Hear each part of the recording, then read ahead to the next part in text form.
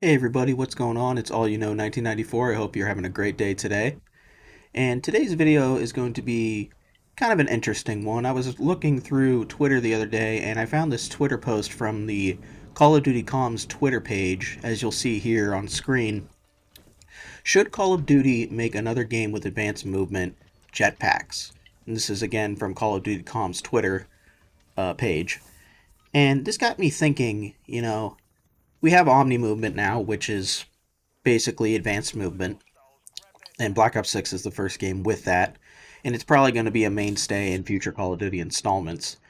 But it really got me thinking back to the jetpack era of Call of Duty and whether or not we should really try our hand at that again, or if we should just let it stay in the past where it belongs.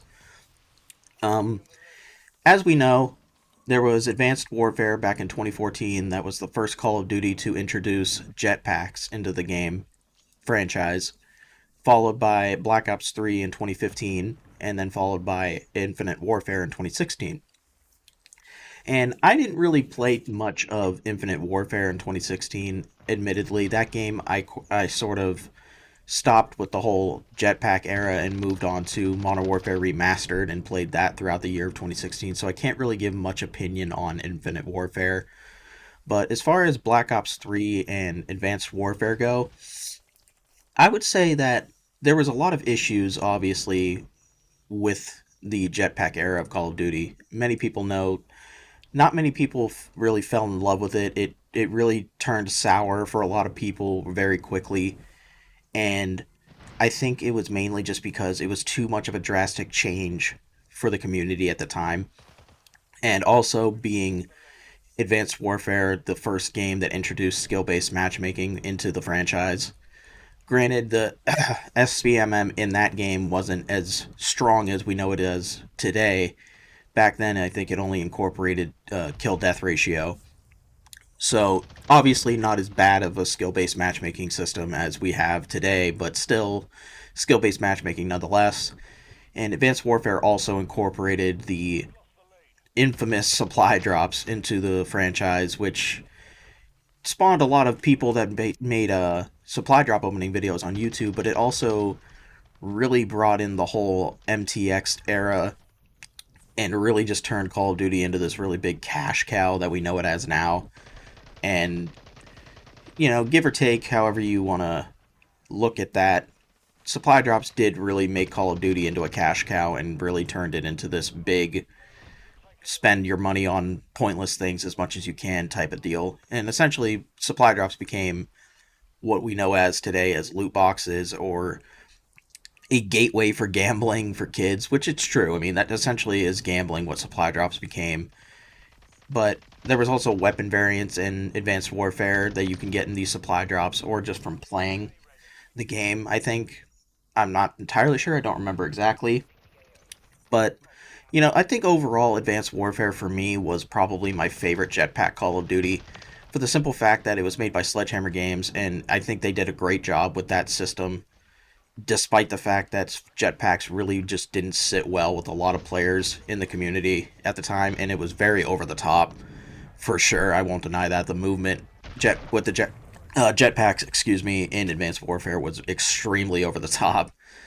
But I think it was a very good game overall. I think they did as well as they could do given the situation because I think the jetpack era of Call of Duty really created this wedge and division in the Call of Duty community, so much so that they still had a classic playlist system in Advanced Warfare, which basically was the boots on the ground classic playstyle that Call of Duty was known for.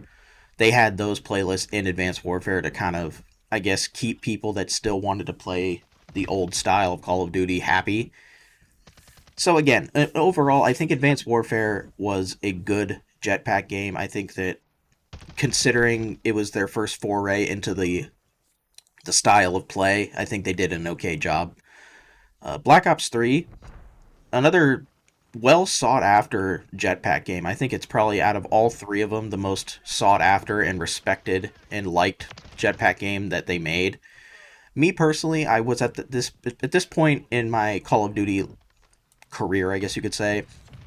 I was really against Treyarch and really didn't like their games up until this point. The only Treyarch game that I really liked was Black Ops 1.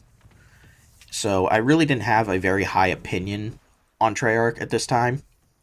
But I think Black Ops 3, again, deserves the respect and the credit that it has.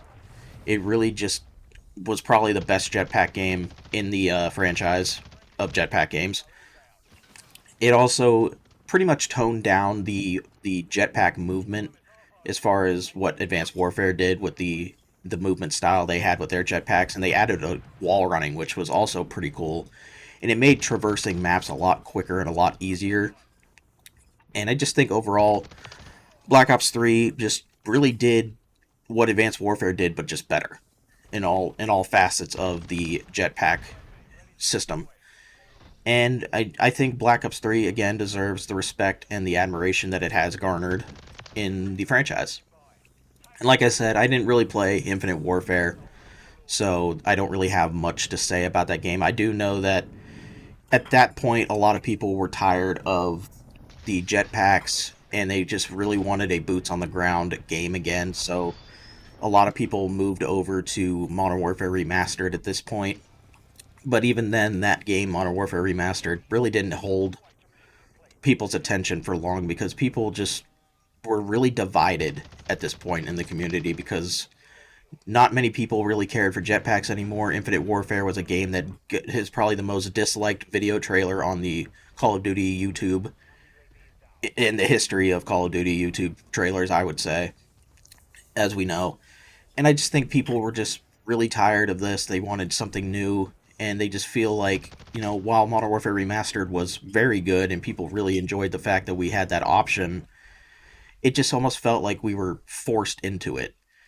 And who knows, things might have been different if the jetpack era wasn't so negatively taken at this point. But to sum it all up, what I think, do we need to see jetpacks advanced movement in Call of Duty again?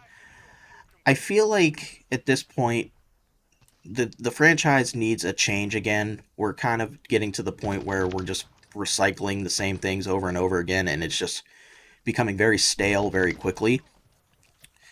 Do I think we need jetpacks again? I mean, it's possible.